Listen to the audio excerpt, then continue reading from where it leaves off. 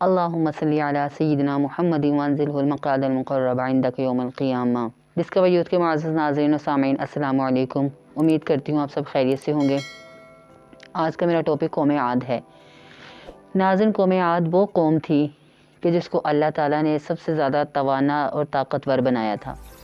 40 ہاتھ ان کا قد ہوتا تھا، ان کی قد کی لمبائی 40 ہاتھ ہوتی تھی۔ 40 ہاتھ یہ نہیں کہ جو ہمارا ہاتھ ہے، ہاتھ گنا جاتا ہے جب کسی چیز کو ماپنا ہو۔ پرانے زمانے میں اس کا جو ہاتھ جب کہا جاتا تھا تو اس سے مراد ہوتی تھی کہ پورے ہاتھوں کو جب کھولا جاتا ہے، مطلب پھیلایا جاتا ہے، تو وہ ایک ہاتھ گنا جاتا ہے کہ 40 ہاتھ ان کا قد تھا۔ اور طاقتور اور توانا، نہ تو بڑھاپا تھا آتا ان پر، نہ بیماری ہوتی، نہ بڑھاپا، نہ بڑھاپے کی علامات، نہ بیماری کی کوئی علامت۔ اور ان کی عمریں 800 سے 900 سال تک ان کی عمریں تھیں۔ آپ سوچ سکتے ہیں کہ جس انسان کی اتنی لمبی عمر ہو، نہ وہ اسے بڑھاپے کی علامات کوئی ظاہر ہو، نہ بیماری کی علامات کوئی ظاہر ہو، نہ نظر کمزور ہو، نہ دانت کمزور ہو، نہ بال سفید ہو، نہ ضعف لاغری کمزوری جسم میں کوئی نمایاں ہو، نہ کسی قسم کا ان کو کوئی ضعف محسوس ہو، تو وہ کتنی طاقتور اور توانا قوم ہوگی۔ ایسی قوم اللہ تعالیٰ کی سرکشی پر اتر آئی، اللہ تعالیٰ کے ساتھ شریک ٹھہرا لیے اور اللہ کے علاوہ پوجنا شروع کر دیا خداؤں کو۔ اور ان پر اللہ تعالیٰ نے اپنے پیارے نبی حضرت ہود علیہ السلام کو بھیجا، جنہوں نے ان کو حق کی طرف بلانے کی دعوت دی، کہ اللہ تعالیٰ کے دین کی طرف ان کو بلایا کہ وہ برائیوں کو چھوڑ کر اللہ کے دین کی طرف آ جائیں۔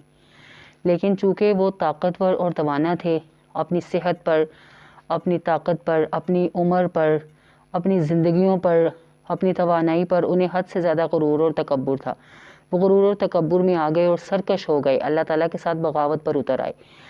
قرآن میں اس کا ذکر اس طرح کیا جاتا ہے، فَأَمَّا عَادٌ فَاسْتَكْبَرُوا فِي الْأَرْضِ بِغَيْرِ الْحَقِّ، کہ قوم عاد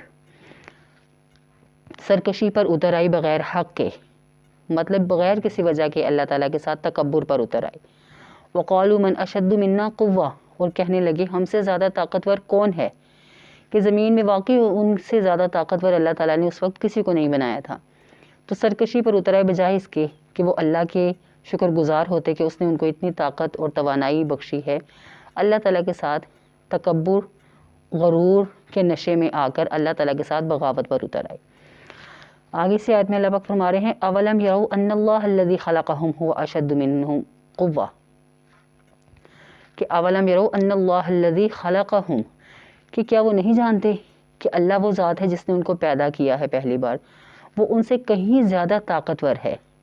وَكَانُوا بِآيَاتِنَا يَجْحَدُونَ، اور وہ اللہ تعالیٰ کی آیات سے مسلسل انکار ہی کرتے رہے، کہ وہ اپنے غرور اور تکبر میں اس قدر مست ہو گئے کہ ان پر حضرت ہود علیہ السلام کی کسی نصیحت نے، کسی وعید نے، کسی قسم کی سمجھانے کی کوئی بھی بات ان پر اثر نہیں کر سکی۔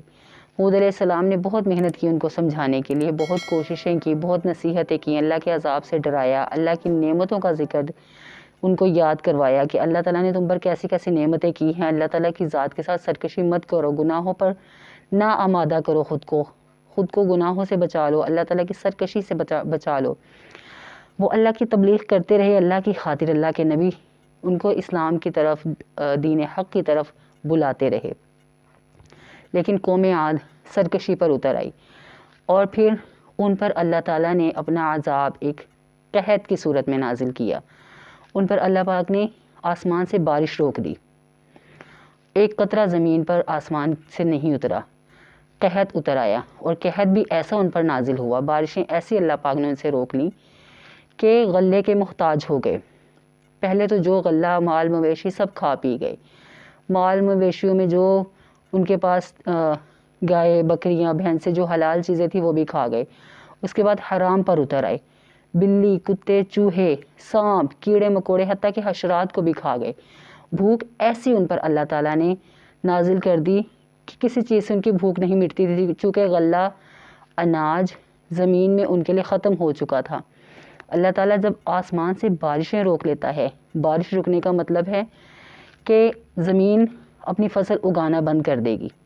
جب زمین فصل اگانا بند کر دے گی تو انسان جو غلہ جو اناج کھاتے ہیں وہ کہاں سے کھائیں گے؟ جب زمین ہی پیدا نہیں کرے گی تو وہ کہاں سے کھائیں گے؟ ایک عرصے تک اگر ان کے پاس محفوظ ہے تو وہ کھا سکتے ہیں، ایک عرصے کے بعد وہ چیزیں ختم ہی ہو جائیں گی تو پھر بارشیں بھی نہیں برسیں گی، تو قحط ایسا نازل ہوگا کہ بھوکوں مرنے کی نوبت آ جائے گی۔ ان کے ساتھ بھی کچھ ایسا ہی ہوا، وہ اپنے تمام مال مویشی کھا گئے، حرام کھا گئے، کسی چیز کو، کسی جانور کو، کسی کیڑے مکوڑے کو، سانپ کو حتیٰ کہ انہوں نے نہیں چھوڑا۔ پھر بھی بھوک نہیں مٹی، درخت جڑوں سے اکھاڑ کے وہ کھا گئے، درختوں کے پتے تک کھا گئے، اللہ تعالیٰ نے آسمان سے بارش نہیں برسائی۔ پھر وہ گئے حضرت ہود علیہ السلام کے پاس کہ بیت اللہ میں وفد بھیجیں اور وہاں ہمارے لیے دعا کروائیں۔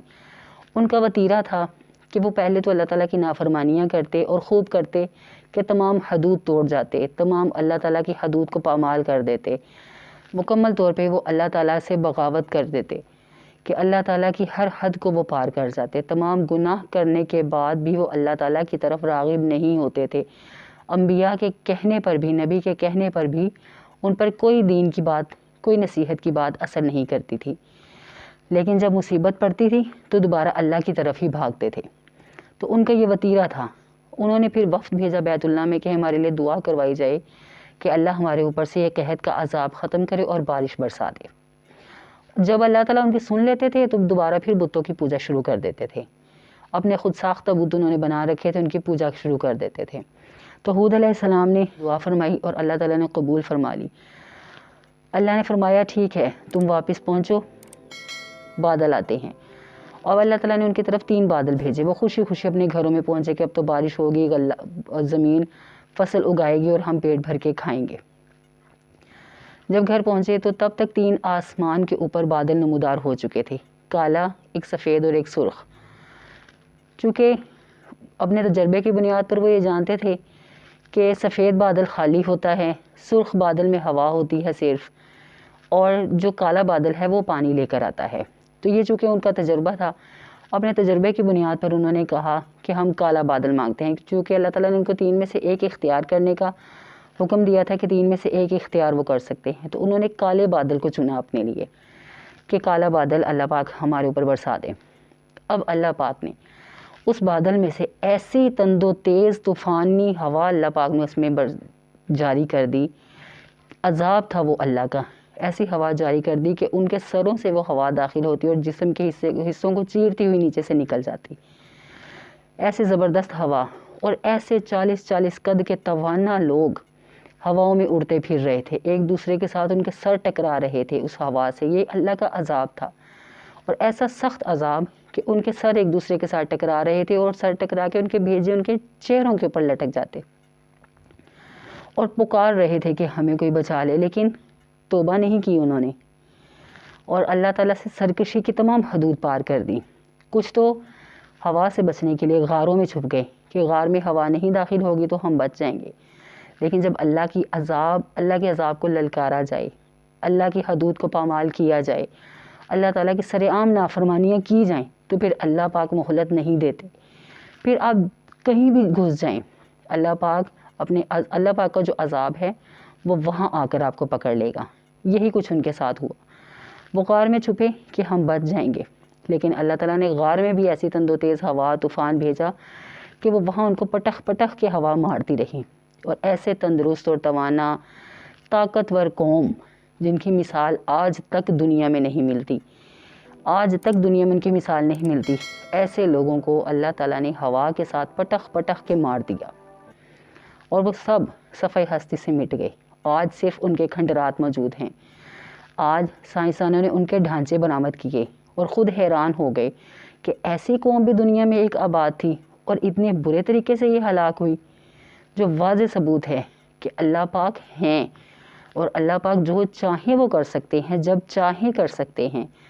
تو اب سوچنے کی بات یہ ہے ناظرین کہ قوم ہود پر صرف ایک سرکشی کی وجہ سے اللہ پاک نے عذاب بھیجا، بتوں کی پوجا کرتے تھے، نصیحت کو قبول نہیں کیا اور سرکشی پر اتر آئے، تو اللہ تعالیٰ نے اس گناہ کا عذاب ان کو اتنا سخت دیا کہ ایک قحط کے ساتھ زندگی میں ان کو عذاب دیا کہ بھوک کے لالے پڑ گئے، اور پھر موت کے لیے ان کو عذاب کیا دیا کہ سخت ہوا کے ساتھ ان کو پٹخ پٹخ کے زمین پہ مارا اور وہ مر گئے۔ تو اب سوچنے کی بات یہ کہ کیا وہ ایک گناہ جس کی وجہ سے قوم ہود پوری کی پوری تباہ و برباد ہو گئی۔ ایسی بڑی مثالیں ہیں بہت سی قوموں کی کہ ایک گناہ کیا اور اس کی وجہ سے دردناک عذاب نے ان کو پکڑ لیا، بری طرح وہ قومیں تباہ و برباد ہو گئیں۔ تو اب ہم اگر آج امت محمدیہ ایک مسلمان کی حیثیت سے اگر ہم خود کو دیکھیں تو کیا آج ہماری قوم میں وہ تمام گناہ نہیں ہو رہے؟ وہ بت پرستی کرتے تھے تو کیا ہم قبر پرستی میں مبتلا نہیں ہیں؟ کیا ہم شخصیت پرستی میں مبتلا نہیں ہیں؟ شخصیت پرستی بھی شرک کا ہی ایک پہلو ہے۔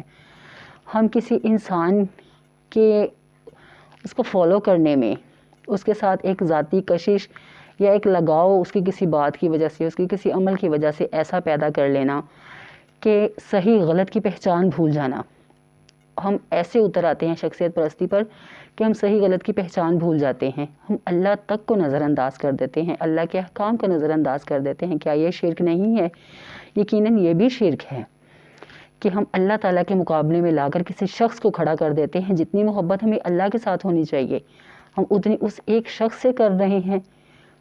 یہ پولیٹیکل ایجنڈا میرا کوئی نہیں ہے، لیکن میں واضح کرنا چاہ رہی ہوں کہ بہت سے لوگ جانے انجانے اس گناہ میں مبتلا ہو رہے ہیں۔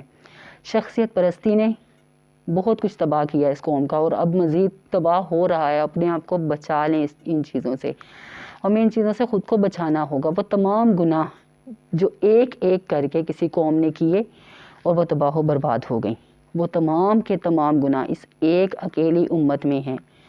تو ہمیں خود کو سدھارنا ہوگا، خود اپنے اعمال بہتر کرنے ہوں گے ہمیں۔ اللہ تعالی ہم سب کو اپنی اور دوسروں کی اصلاح کرنے کی توفیق عطا فرمائے۔